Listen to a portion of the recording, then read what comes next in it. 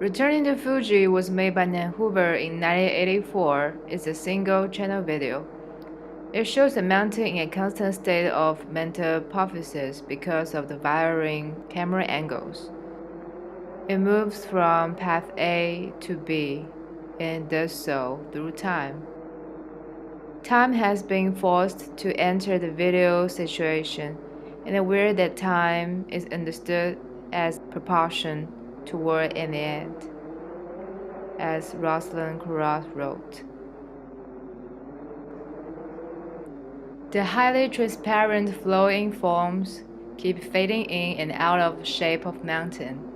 Hoover discussed her art by saying, "I love transparency and luminosity in video, searching for a form that will trigger in imagination, creates a dialogue."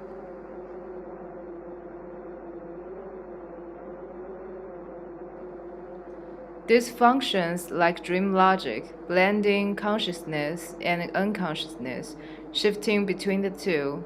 Harari explains, consciousness begins as a stream of potentially chaotic input from without.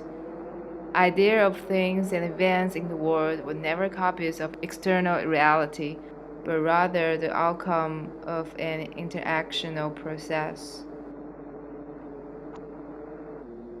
The smoke takes the shape of the mountain in the middle of the clip for only a few seconds. The confusion begins there until we see dark, sharp form of Mount Fuji. But an open expanse starts when the mountains fade out to another. Lee talks about this as well, an indecipherable whiteness suggesting that orgasmic space where you are out beyond wherever you are. Time in video is a process of movement from A to B. In Rosalind Krauss's estimation of mirror reflection, the reflexiveness of modern art is doubling back can apply just as well to time in video art, which causes it to differ from other mediums. In a slow-paced video like Returning to Fuji, the uncertainty explains the audience's imagination. This piece is interactive and seductive, containing a feedback system in the piece as well.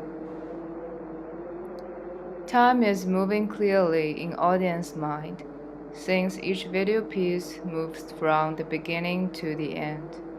When the time of video moves, the time of life passes as well.